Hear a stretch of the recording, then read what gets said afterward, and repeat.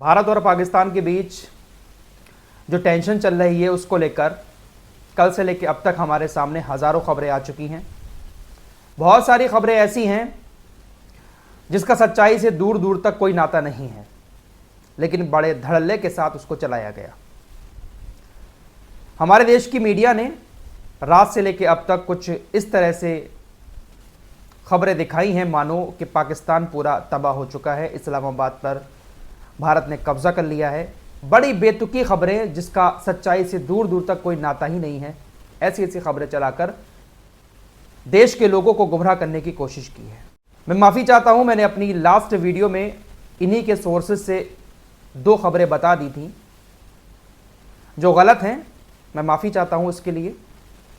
वैसे मैं बहुत ज़्यादा वेरीफाई करता हूं खबर को, लेकिन इतनी ज़्यादा चलाई गई खबरें कि ज़्यादा मैं उस पर रिसर्च नहीं कर पाया और मैंने आपको वो खबर बता दी। उसके लिए माफ़ी चाहता हूँ।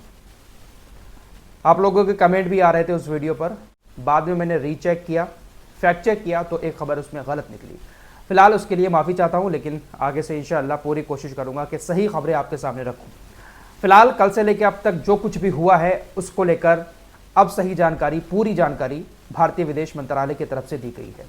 ये जो आपकी स्क्रीन पर दिखाई दे रही हैं सोफिया कुरैशी, कर्नल सोफिया कुरैशी, इन्होंने बाकायदा कल से लेकर अब तक जो कुछ हुआ है पूरी जानकारी प्रेस कॉन्फ्रेंस करते हुए दी है। इनके साथ में विंग कमांडर व्योमिका सिंह भी मौजूद थी।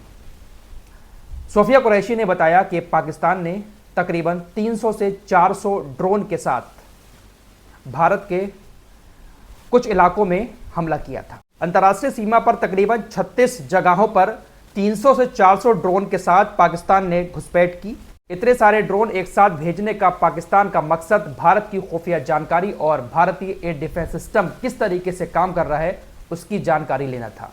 सोफिया कुरैशी ने कहा कि ये जो 300 से 400 ड्रोन आए हैं इसको हमारे एयर डिफेंस सिस्टम ने मार गिराया। इनका जो मलबा है उसकी जब जांच की गई तो ये तुर्की के ड्रोन पाए गए। ड्रोन के मलबे की फॉरेंसिक जांच की जा रही है। शुरुआती रिपोर्ट से हमें पता चला है कि ये तुर्की के असिस गार्ड सोंगर ड्रोन हैं। कर्नल सोफिया कुरैशी ने बताया कि पाकिस्तान ने लाइन ऑफ कंट्रोल पर, अंतर्राष्ट्रीय सीमा पर गोलीबारी की है और यहीं से ड्रोन के साथ घुसपैठ करने की कोशिश भी की। भटिंडा एयरबेस के पास भी हमला करने की कोशिश की, लेकिन S-400 जो हमारा एयर डिफेंस सिस्टम है उसने सभी हमलों को नाकाम कर दिया। कर्नल सोफिया कुरैशी ने आगे कहा कि पाकिस्तान ने अभी भी अपनी एयरलाइंस बंद नहीं की है, जो यात्री विमान हैं उनको बंद नहीं किया है। हवाई यात्रा अभी भी जारी है और पाकिस्तान ने एयर स्पेस को इसलिए बंद नहीं किया है, एयरलाइंस एयरपोर्ट इसलिए बंद नहीं किए हैं ताकि वो मानव ढाल बना सके, मानव ढाल बनाकर भारत के ऊपर हमला कर सके। दरअसल अगर पाकिस्तान अपना एयर स्पेस बंद कर देगा, हवाई उड़ानें जो यात्री विमानों की हैं उसको बंद कर देगा, तो पूरा एयर स्पेस खाली हो जाएगा और भारत फिर कहीं पर भी हमला कर सकता है। लेकिन अगर पाकिस्तान के एयर स्पेस में यात्री विमान उड़ते रहेंगे तो भारत इतनी आसानी से हमला नहीं कर पाएगा। सोफिया कुरैशी ने कहा कि ये मानव ढाल बना रहा है यात्री विमानों को ताकि भारत हमला न कर पाए, क्योंकि अगर भारत मिसाइल लागेगा तो हो सकता है कि वो मिसाइल यात्री विमान पर लग जाए। इसलिए मानव ढाल बनाकर अपने एयर स्पेस को खोले हुए है पाकिस्तान। ये मैं नहीं कह रहा हूं, बल्कि ये सोफिया कुरैशी की तरफ से कहा गया है। विदेश सचिव विक्रम मिस्री ने कहा कि पाकिस्तानी सेना की कायरतापूर्ण गतिविधियों से आपको अवगत करा दिया गया है। ये उकसाने वाली कार्रवाई थी। उन्होंने भारतीय शहरों और सिविलियंस इंफ्रास्ट्रक्चर और कुछ मिलिट्री ठिकानों को टारगेट किया। भारतीय सैन्य इकाइयों ने उसका जवाब दिया। तुर्की ने पाकिस्तान का समर्थन किया है और समर्थन करेगा भी, क्योंकि तुर्की को अपने ड्रोन और अपने हथियार बेचने हैं। बहुत सारे हथियार पाकिस्तान तुर्की से लेता है। जिस तरह अमेरिका कहीं पर भी युद्ध होता है अपने हथियार बेचता है, उसी तरीके से तुर्की भी अपने खासकर ड्रोन दूसरे देशों को देता है। असदुद्दीन ओवैसी ने तुर्की के पाकिस्तान के समर्थन को लेकर कहा है कि देखिए, भारत ने OIC जो इस्लामिक देशों का संगठन है उसको जो फटकार लगाई है, जो सुनाया है कि आपने कहा कि हम समर्थन करेंगे पाकिस्तान का, भारत ने OIC को सही जवाब दे दिया है। भारत को अब तुर्की को भी जवाब देना चाहिए। तुर्की से पूछना चाहिए कि जब आप अपने देश के अंदर आतंकी ठिकानों पर हमले करते हैं, कुर्दिश लोगों के ऊपर, ईरान के अंदर भी आपने हमले किए और अब आप सीरिया के अंदर आतंकियों के ऊपर हमले कर रहे हैं, तो आपके लिए यह सब जायज है। आप आतंकी ठिकानों के ऊपर हमले करते हैं, यह आपके लिए सही है, लेकिन भारत अगर आतंकी ठिकानों पर हमले कर रहा है तो आप पाकिस्तान का समर्थन कर रहे हैं। असादुद्दीन ओवैसी ने कहा है कि मैं भारत सरकार से कहना चाहता हूं कि तुर्की से इस बात का जवाब लें, तुर्की समर्थन क्यों कर रहा है पाकिस्तान का, जबकि खुद हर जगह पर बमबारी करता है। कल पाकिस्तान के अंदर कई सारी जगहों पर ड्रोन अटैक हुए थे, इस बात को झुटलाया नहीं जा सकता। कुछ लोगों को यह बात भी शायद फेक लग रही है, लेकिन यह बात फेक नहीं है।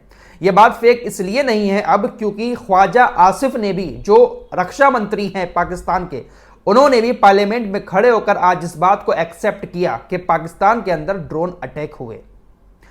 पाकिस्तान के अंदर ड्रोन अटैक हुए, लेकिन पाकिस्तान ने जानबूझकर उन ड्रोन अटैक को नहीं रोका।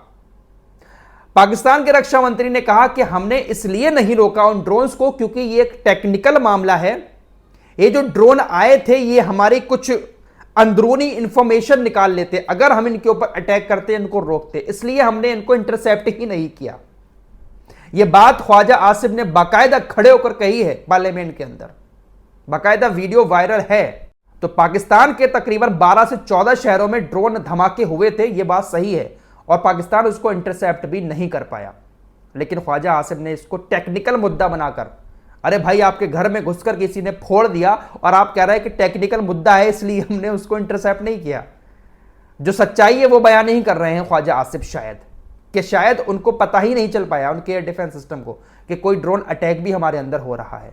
फिलहाल उरी के अंदर भी पाकिस्तानी सेना गोलीबारी कर रही है। पुंछ इलाके में तो काफी ज्यादा गोलीबारी हुई है, वहां पर बहुत सारे घरों को नुकसान भी हुआ है, कुछ लोगों की जानें भी गई हैं।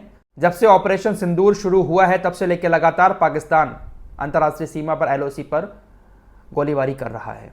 फिलहाल इस रिपोर्ट में इतना ही, कुछ और लेटेस्ट अपडेट के साथ फिर हाजिर होऊंगा। तब तक के लिए अपना ख्याल रखिएगा। अल्लाह हाफिज।